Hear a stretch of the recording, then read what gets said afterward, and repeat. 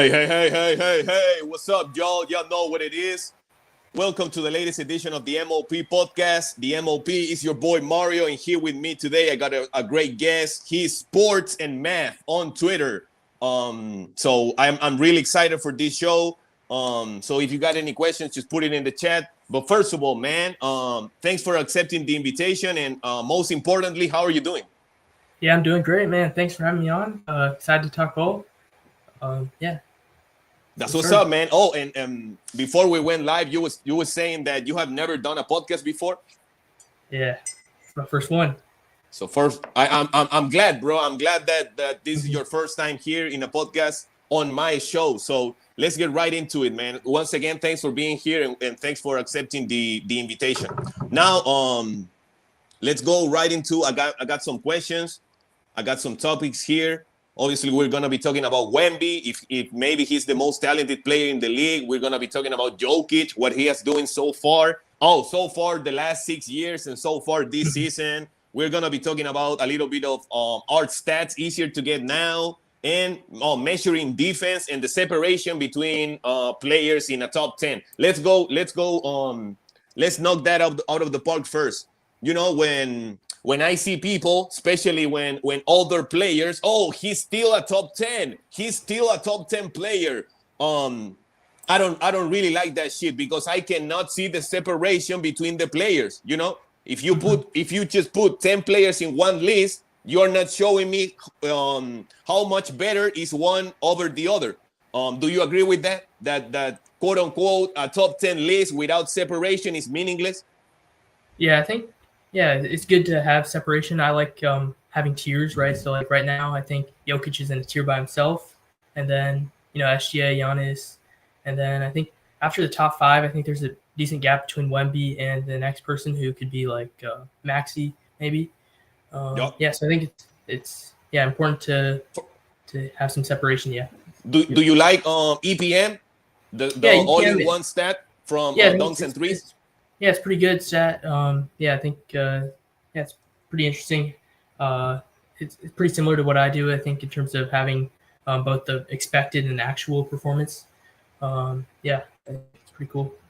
Oh yeah, we need to get into that, man. I've found a lot of, not a lot of, but some people like you that like to do like all-in-one metrics or create something. That's something that's really important to me. You know, I've been watching basketball for the last, 12 plus years. But to me, lately has been really important to bring something to the fucking table, you know, because everybody can have a fucking opinion.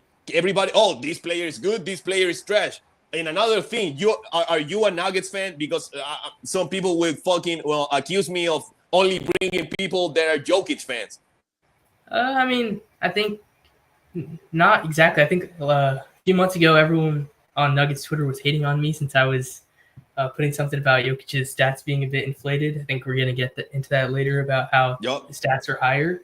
But yeah, I think I like Jokic. In general, I don't really have a team in the city I'm from, so I kind of like the Thunder. I kind of like LeBron. I like Jokic, Giannis. I don't really have one favorite team, but yeah. That's what's up. My team is the Nuggets. I'm a Nuggets fan. But let me ask you this. I think LeBron last year was the only player that made All NBA with a negative net rating. What do you? Let me. You are a very smart person. You are not like a fanboy. You're not like a zombie of LeBron. How, with those numbers, LeBron averaged 24, 8, and 8, something like that. They won 50 games. He had Anthony Davis. And then he had Luka, and for the whole year, he had Austin Reeves. How can you explain to me, with those numbers, while winning 50 games, he got a negative net rating? Yeah, I think net rating, I think people look into that a bit too much. I think it was only like slightly negative, but I think his stats were pretty good. Like you said, 24, 8, and 8, and then his efficiency was great. I think there's some signs of decline, but I think he's been top 10, 15 player. I think like AD is usually injured. I think some people, experts, saying it's due to luck, which I'm not exactly a fan of, but I think the Lakers outside of Luke and Reeves, their depth isn't that great. So yeah, I mean, But yeah, it's funny to me. Like obviously he's still putting numbers, but are those Mhm. numbers translating to success on the court? Because KD was I think KD was a negative net rating last year too, but they didn't make the playoffs. yeah, I think AD. Yeah, I guess I haven't really checked what his net rating was, but yeah, I think yeah, he was top five a few But years back, but now he's getting out of the top 10. I'd say. Yeah. yeah, and it's a little. We are not going to be talking a lot Mhm. about LeBron, but in the Yeah. past he made the teammates better. Now they gotta make him better. It's like but I mean, yeah, he's like 40, so I mean, you can't expect too but much. But yeah, but I don't know, man. It's like you put the numbers, but the impact is not there. It's like, for example, did Shea didn't have a net negative rating, Jokic, Giannis, you know, yeah, yeah, I think most good but players have positive net rating, but I think there are like once you get outside of the top 10, I think it's possible to still be a good player and have a negative net rating. yeah, you said it, a good player. Hmm. That's a good point, a good player. But whatever. Let's go. Let's get into the next topic. Sure, sure. Um, let's go right into measuring defense. Measuring defense. How in which stats do you focus on when you're trying to come up with like the best defender so far this season? Or how can we measure defense besides defensive ratings, besides deflections per game, besides steals, blocks, contested shots? Yeah, so I think those stats only show part of the picture. So I think the other part is like seeing how the team is doing. So I think that's what like these stats like EPM they adjust for how much better your team is doing with or without you. Um, yeah, I think defense is always kind of hard to fully um, measure since it's kind of dependent on how the coach is scheming up the players. Um, yeah, I think it's pretty obvious that Wemby's the best defender right now. Just the way he's blocking every shot, and so many players just aren't taking anything once he's at the rim. Uh, but yeah, I think you can look at like how much better the team is uh, when you're playing defense, and then I think the numbers, steals, blocks, deflections, all that are good signs of players who are good on defense. Yeah. Yeah, definitely. Without a doubt, I think obviously I agree that Wemby is the best defender in the league. Probably this will be his first year winning defensive player. But let me ask you this: who would be in your if we would have to make like an All NBA defense, only one team for each conference? Who are some of the names that should be in there? For example, let me give you some names. I don't know if you agree with me. OG Anunoby in the East. Yeah. OG Anunoby, Ausar Thompson, Dyson Daniels. Besides that, I don't know who. Then in the West, Wemby, Stephon Castle, Isaiah Hartenstein, Kayson Wallace. I don't know who else. Who would you put in an All NBA defensive team for each conference? Yeah. Let's see. So I think obviously Wemby, Chet Yeah. probably, and then I Oh think yeah. I forgot about him. yeah, then I think Mobley he won the defensive player last year. Yeah, I think Draymond he's still pretty decent. Yeah, I think and then I think Amen Thompson has been pretty great for the Rockets. And then I think the Thunder are by far the best defense, so you got to have someone from them. So I'm not sure if you'd put Dort or yeah, yeah. And then in the East, so you said those three: Dyson, Asar, and so I put Mobley as well. OG. OG, and Bam. What do you think about Bam? Bam. Yeah, I think he's pretty good on defense. I think the Heat. I think the thing about Bam is I think he hasn't really gotten much better since I think around 2020 or so. So I think right now the Heat, a lot of their offense is coming from other players, but I think he's been great defensively. Um, yeah, Heater Oh, always. what about Jalen Duren? Yeah, Duran. He's been exceptional this season. I think him and Cade, the Pistons. Like I think they've only lost like 2 games or so. Yep. Yeah. Yup. So I think that's probably a decent amount. I think maybe I'm not sure. Yeah, I think for sure Rudy Gobert is still pretty good. I was thinking about him. Rudy. But I agree, man. I agree, and that's something that for the last couple of days I was doing like an all NBA team for each conference, and an all defensive team for each conference. If we go to all NBA, I think these names are fucking set in stone. Luka, Shea, Jokic, Wemby. Who would be the fifth player for the all NBA in the West? Şengün, probably. Yeah, I think he's been playing great. Şengün. So yeah, those four. So Giannis is the player from the East, and then in the West, yeah, I think Şengün's a good answer. Who else? So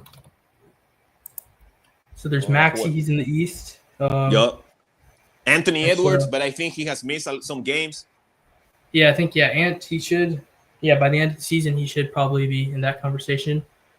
I think Austin Reeves even he's been averaging 30. But yeah, I think and then Chet maybe if he can keep it up, he usually starts most seasons pretty well and then slows down. But I was, if I'm not mistaken, I think Şengün is averaging like over 7 assists per game. Mm-hmm. That's crazy. In the East, go ahead. Yeah, I was just gonna say like Randall has been great for the Timberwolves. He's been fucking cooking on isolation, right? Mm-hmm. Yeah, like he's great in the playoffs last season, and then he was playmaking and everything. Mm-hmm. Yep. In the East, Maxey, Giannis, Cade Cunningham, Donovan Mitchell. Who else? George Giddey. I don't know. I think probably Brunson or Duren. Those two right now. Yup. So let's go. Let's dive into your formula. How do you call it? A formula, an all-in-one metric, an all-in-one stat, a metric. How do you call it? Yeah, I think you can call all those things. Basically, it's what I'm trying to capture is like production per game. And so how I did that was, back in like 2020 or so, there's a website that ranked all the players from like 1 to 500 with some score from the tiers that they were in. So like best in the world, MVP, all the way down to like G League player.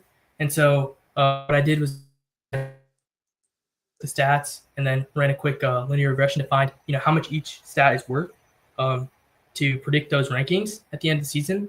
And so I think that's how I kind of got some stats, and then made some adjustments for like we're mentioning how the stats have increased. So I've changed it from just a raw score to a percentage since back in the 90s, 2000s the stats were very low, and then now everyone's averaging 120 points a game.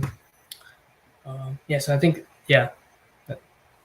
and what was about to say? Oh, the fact when you're creating a formula, an all-in-one stat, a metric, you are getting away from personal biases, right? I think. I think how can you expand on that point? It's like when you are creating something new, like a formula and everything, you cannot. I mean, you can, but you're moving away from your personal biases, right? I think some people might use it as a way to showcase, try to hide their biases as a formula. But I think at least in my case, I was trying to predict like player rankings from I think like 10 to 15 people. So I think in general, I think it's a good way to kind of be more precise about how players are performing. I think I really like the word that you use, precise. I mean the verb. That you didn't use objective. Mm-hmm. I really like that. I've been working on that too. Last year, I came up with an MVP formula. Last year, I sent you my creator balance index. And that's something that I've been working on lately. But I agree with you 100%. let's go into Wemby. Is Victor Wembanyama the most talented player in the league right now? Do you agree with that assessment? Yeah, I mean, I think talent. Yeah, obviously in terms of size, he's like what 7'6" and super agile. He can shoot the three. By far the best defender. So yeah, I think he's a unicorn. Like I guess that's an overused term, but Yep. yeah, there's no one else like him probably ever. So Thank yeah, you, man. he's yeah. Mhm. I 100%. We have never seen something like Wemby. He's the most unique player ever, and I agree. I think he's the most talented player in the league when it comes to playing both sides of the ball. The fact that what he's doing in his third year, if I'm not mistaken, is crazy, and we are here to witness his fucking greatness. So I'm a Wemby fan. I like the Spurs. I like and what do you make about Stefan Castle? Yeah, I think yeah, Castle's been great in year two. I think let me check where I have him ranked right now. I think this season he's been I think around an all-star near that. I think for the Spurs they've been outside of Wemby they've had their rookie what's his name Harper and then Oh yeah, I think he's Castle. injured, right? Yeah, I think but I was just saying like he was great in the games he was playing, and so I think so they have Wemby and then a lot of great guards. So like Fox, Castle, Vassell, and Castle. So I think they've all been playing pretty well. Because I think like once they've had, because I think now that Harper's injured, I think Wemby's been having a bit more turnovers. But I think the yeah. So I think the Spurs guards have been great this season. Yeah, I was doing that. I was doing a little bit a little exercise the exercise the other day, and I found out that 13% of Wemby's points came outside the paint and inside the 3-point line. That's crazy. I think 18% for Shea. You know, because a lot of people wanted Wemby to. Oh, you are 7'7". You should be playing more in the post. But I think he's getting over 50% of his points from the paint. But it blew my mind that he's getting more than 10% of his points from outside the paint and inside the 3-point line, which is crazy. Yeah, I think. So you're talking about like mid-range shots, or even just. And I think that's one of the reasons, or one of the main reasons why Shea is the best scorer in the league. Do you agree with that? I think so. I think him and maybe Jokic just because of how well he can run the offense as well. I think those two are among the best. Yeah. Oh, but that's a little bit surprising. Not you said what? But for scoring, like Jokic's efficiency has been unreal. Like what 74% or something true shooting. And then like in the playoffs, I think. But in terms of like just amount of points scored, I think for sure Shea, and then I think Giannis has been great as well. And not a lot of people, not celebrating, but they don't point out how great of a scorer is Jokic. But we're gonna be talking about him later. What's next? Let me go here. Let's go. Let's dive into the our stats easier to get now. I think I didn't put my message well. I didn't because you understood another thing, which is obviously understandable. But do you agree with that points, rebounds, assists, triple doubles, everybody can get a triple double now, and that's to me a very important differentiation. Like we can agree that the game is different. The NBA, due to the rules that they have put out, they have always wanted more scoring, right? But after the Pistons were doing what they was doing in the 2000s, they changed hand checking. They changed hand checking in the 90s. They shortened the 3-point line in the fucking 90s. Why? Because they wanted more scoring, right? So, but I think a lot of people try to diminish the game nowadays. Oh, it's too easy. Everybody can get a triple double. It's everybody can lead the team in points, rebounds, and assists. That's very easy. Do you agree with that? That are stats easier to get now, or the game is different, or Yeah, I both? mean, yeah, I think the game is obviously different. Yeah, in terms of stats, I think there's something about Jaren Jackson, his blocks being inflated at home a few years back. Oh yeah. That's something similar happened with John Stockton in the 90s and the assist. Michael Yeah. Jordan, right? Yeah. Yeah. So I think stats sometimes they can be a bit biased, but yeah, I think yeah, right now the efficiency is higher than ever just because there's so many players in the league that can shoot. Like even power forwards can shoot 40% nowadays. So yeah, I think that's kind of making it easier for offenses to have these plays that are so effective.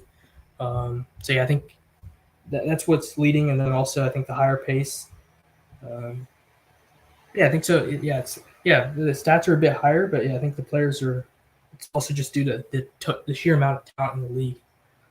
And I think there's a little difference, a subtle difference between inflated stats and if stats are easier to get, right? Yeah, Are I they think, inflated?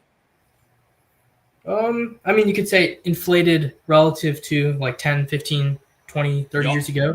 Yep. But yeah, I think, in terms of easier to get, you could say, yeah, I mean, yeah, sometimes, yeah, I think some players can, yeah, I guess, yeah, I'm not exactly sure like what it would mean to be easier to get. I mean, you still have to score, but Yeah, that's yeah, that's the point, right? You still gotta go out and shoot the shot, grab the rebound, pass the ball. But a little folks from back in the day try to diminish the game nowadays, but it is what it is. Let me ask you this: do you agree, or what do you think about the fact that in general terms, do we have better offensive players nowadays than ever? Yeah, I think that's pretty fair to say. Just like so many people are focusing on, just like I think Steph started the 3-point revolution. That's one thing, and then, I think also just the amount of international talent. There's so many people from like France and just physical specimens who can, like, they kind of bend the rules, and then there's so many different. Yeah, I think just in terms of like coaching as well. There's like so many. I think ways to create scoring opportunities. I think shooting is probably the biggest thing. Just opening up the floor. Spacing, right? Yep. I agree. That's a great topic to discuss. Let's go now with Nikola Jokic. Oh, let me ask you this. Who are the best offensive players according to you ever? Okay. So yeah, I think Michael, MJ, Steph, and then Jokic for sure. LeBron. LeBron. I think Magic. Magic, right? Is how can I say this? Besides those five, who else can get in the group? Like Kareem, maybe Luka, I don't know, from nowadays. Yeah, I think or those five are probably the best ever when it comes to offense. Yeah, I think those, and then if you want to go back, you can probably say like Will, obviously. Yeah. I think those are probably some of the greatest. See who else? Yeah, I think Larry Bird for sure. Maybe Kevin Durant. Yeah. Let me ask you this: do you think? Yeah, do you think that we should like separate those players because Jokic is closer to Magic than Michael Jordan, right? Yeah. For example, do you think that we should separate that in, like, for example, Michael is the best scorer, Magic or Jokic are probably the greatest playmakers, but when it comes to offensive player, I don't know. It's how can obviously I'm a little bit biased because of Jokic, but the fact that you can make at a high level and score at a high level, it's different than a player that they can score at a very, very, very high level, but is not a great playmaker. Yeah, I think there's scorers, playmakers. Yeah, so you're saying like looking at those separately, or yeah. Yeah, yeah. And but I agree. Obviously, you guys. Oh, and how much weight does it hold the fact that you are a 7-footer like Jokic, 6'9" like Magic, 6'10" like LeBron, 6'6" like Michael, Steph is 6'3"? Do you think Mhm. that maybe that's something that I'm not gonna say that how can I say it oh, does can a 6'3" player like Steph be a better offensive player than a taller player that is great also? Yeah, I think Steph, his shooting ability is just one of a kind. But yeah, I think in terms of like overall, I think it's mainly what's holding Steph back is his defense. But I think offense, he's definitely among the greatest. Like those Warriors were some of the best offenses ever. Um, Yeah, those years were crazy, man. Um, let's go right into Jokic. What do you make about the fact? Oh, and obviously Jokic is a foreigner. He's not the face of the league. He's not getting marketing like other players. But did you know that Jokic for eight straight years had led the team in points, rebounds, and assists? yeah, I think for sure. Yeah, on the Nuggets, he's always I think points, rebounds, assists. Yeah, I think I didn't know that, but yeah, I think it's pretty interesting. Yep. I think the players that are closer to that are Will. Will did it 3 times. Luka did it 3 times. LeBron 5 times, if I'm not mistaken. Yeah, I think What do you make of that? Eight straight years leading the team in points, rebounds, and assists. yeah, because Nobody has ever done that, and probably nobody will ever do that. I don't think he's had any All NBA or even I'm Yeah. not sure if he's even had an All Star teammate. No, hell no, Jamal's been great, hell but no. yeah. So I'd say I think what makes Jokic unique is he's kind of like a supercomputer. He can just make the right pass immediately. Compared to someone like Luka who holds onto the ball a bit more. But I think that's what kind of makes Jokic unique. He can score, pass, and then I think all the rebounds is another thing. Yo, let me ask you this: is an exaggeration to say that Jokic, player by player, is better than Magic? Do you agree or not agree with that? Player by Um, player, not because of greatness, because Magic has 5 titles and everything, and he played with Kareem and everybody, but player by player. Can we measure player by player? For example, Jokic against Magic. Is it a fair comparison? Is it fair to say that one is better than the other? yeah, I think it's pretty close. I'm not too sure about. I haven't seen Magic play while he was playing, but I think both are pretty good. I think top 10 somewhere in that conversation right now. Um, I think at least statistically, I think Jokic has been maybe a bit better. I think just in terms of playoffs, maybe he hasn't had as many championship runs, but in the regular season, I think it's fair to say Jokic has probably been maybe a bit better than Magic. Or even more valuable than Mhm. Magic, because Magic had Worthy, had Kareem, but that's crazy. And I think Jokic player by player is better than Magic. That doesn't mean that Jokic is top 10 or top 5 like Magic, because he doesn't have the titles. But not many players have won multiple titles without an All-Star or All-NBA player. I think nobody has done it. Yeah. Maybe Tim Duncan did it. He won two titles without an All NBA next to him, but it's crazy. Do you like BPM? Yeah, I think BPM, I think okay, but I think some of the issues it has is like I think it has Jokic as the greatest of all time over MJ and LeBron, just because I think it values center assist more, and Oh I yeah, think that's because they changed the rules. They changed the formula after Russell Westbrook averaged a triple double, right? yeah. So But and that in defensive BPM, that's when centers get a little bit of a plus for the assist. Yeah. So yeah, I think that's what kind of makes it an interesting stat. I think they kind of just there's so many like it's kind of confusing how it works. I think they're trying to predict some RAPM or something. But yeah, I think it's an okay stat, but I think there's plenty of better stats right now. But yeah. Oh yeah, Especially the because we defensive part. got PER, BPM, BORB, winters per 48. What would be your quote unquote favorite, or what would be your go to when it comes to those four?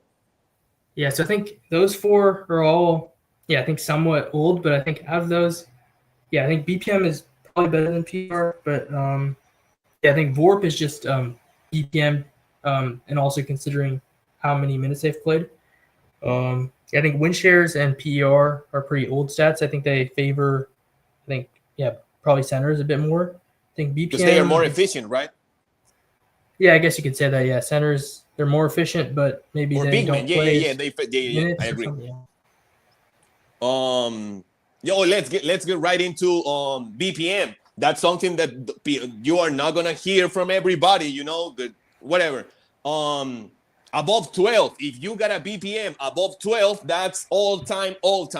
You know, I think above 10 is like prime Michael Jordan, prime LeBron James. Jokic has had 6 straight years of 12 or more than BPM. And I think LeBron only had 1 season of 12 or more on BPM, and Jordan had 2. Yeah, I think that's crazy.